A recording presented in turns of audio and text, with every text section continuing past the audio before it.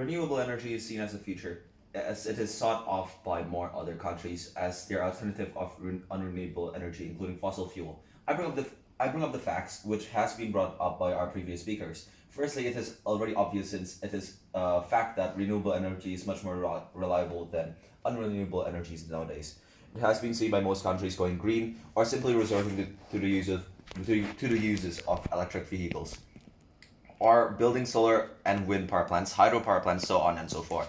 Even developing countries nowadays, like Indonesia or Vietnam, actually has started using electric vehicles for public transportations. Even Vietnam has actually made their own electric car company by the name of VinFast, and it is widely used in the country either as a personal transportation or merely as a public transportation.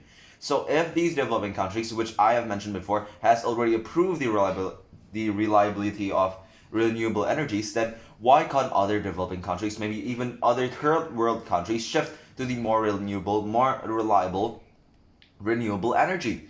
Then follow the opposition's proposal of not doing so. However, I will be explaining more of these further into this debate, which will consist of my personal rebuttals, the impacts which will include the harms as well, then my trade-offs, which will explain why even if building renewable energy power plants will be quite pricey, but it will be still much more worth it over the time period. So now moving on to my personal rebuttals. For my personal rebuttals, we for once believe that when the opposition said that renewable energy would still be harmful because of the nickel mining for the batteries, it is completely irrelevant. Why? Because actually batteries can be used for multiple times. We know that this battery could be used for a much longer period compared to the short-term period or the more limited fossil fuel or unrenewable energy. It is obviously seen by its name. Unrenewable energy and renewable energy both are different, obviously. Now, when they say that it is harmful, then why didn't they reconsider not saying this? Because I could bring up the topic or the fact that fossil fuel or other unrenewable energy is actually harming the country itself, or not even just the country, but the entire globe. It is obvious because of pollution, because of all the other things which is going on right now. But even officials have said that it is much more harmful towards the world, towards the globe, since it will cause much more pollution compared to renewable energy. This is just something very irrelevant according to me, and it's very, very pathetic that I had to bring this up. Now, moving on. Actually, batteries, also we haven't taken into account for biomass, for example, it is also a renewable energy which can be produced safely without having to mine anything. They also stated that this will harm the economical development of the country since they quote unquote might be unable to pay the price of building these new renewable energy power plants. But if they could build multiple fossil fuel or other types of power plants with unrenewable energy, then why can't they build renewable energy power plants? Why do I say this statement first of all? Because obviously it is seen by the amount of pollution in these countries, these developing countries, compared to other developed countries which has resorted to renewable energies. The pollution in these two types of different countries is very different. Lastly, I will follow the last statement that I said. Moving on towards the population for a brief moment, I say that although the opposition has never brought up much case about the pollution in developing countries or in third world countries compared to the developed countries, we think that it will be a minus point for them again. However, I will have to tell you that if we do not stop these developing countries from using fossil fuels or renewable energy, it could potentially harm future generations and the entire world by pollution. Take this. If you see the top 3 most polluted countries, or let's say the top 10 in the world, it is guaranteed that they are all developing countries. Why? Because they have not resorted to renewable energies. It might be because of the price or of the improper timing, but in contrast, they should be reconsidering the reliability of it and the price of it over time. As time by time, fossil fuel prices are going up, and this is also another point to break the opposition's points in this debate. Because time by time, since this renewable energy is much more reliable, it could last for a longer time than fossil fuel, therefore making it cheaper time by time.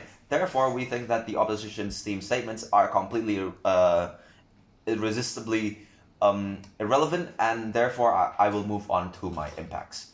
Now, for my impacts, I will bring up two different scenarios over here. One is if we do go without following our proposal, and the second is if we go with our proposal. Now, if we go our if we go towards the opposition's liking of the proposal, then it will most likely lead to more countries or more developing countries just ignoring the fact that that renewable energy is just right there, and they could literally just use it right now.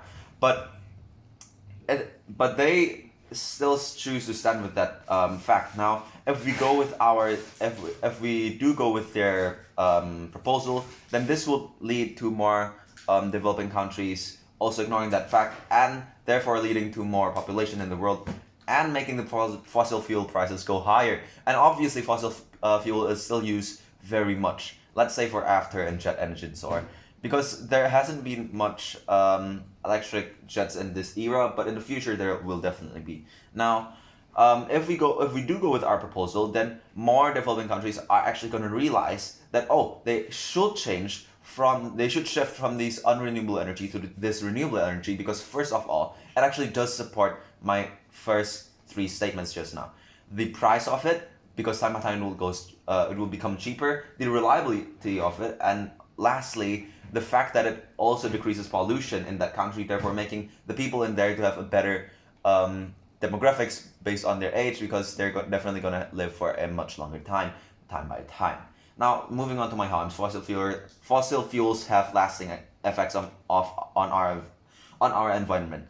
In developing countries, we're trying to build our country, and to do so, we need lots of energy to provide energy for this machine. Most developing countries opt for fossil fuel because it is cheaper and easy to obtain. However, as the first speaker has said, fossil fuel has lots of harm for the environment. Panels, realize that the air we breathe isn't fresh anymore. The temperature and season isn't stable anymore, and this is all caused by the excessive use of fossil fuel in our country. The opposition is indeed saying that we as the government are being naive. What is more naive? Denying the fact that our Earth is dying and we need to change it, or the fact that we are willing to change and move forward to be for the better good.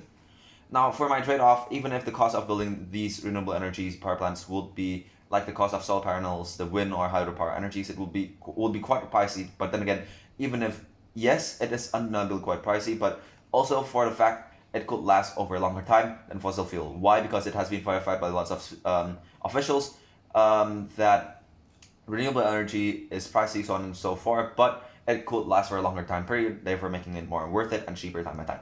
Now, towards my closing statement and towards the closing of this debate, I said that therefore we strongly believe our statements, since it has a much better support with factual knowledge compared to the irresistible, illogical statements of the opposition has said, and that is why we proudly propose. Thank you.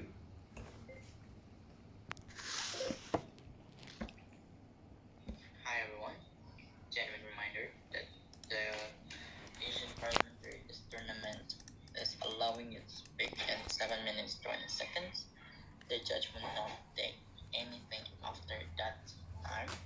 So make sure you manage your speech in the middle of the time and make it compact. So after 7 minutes, you need to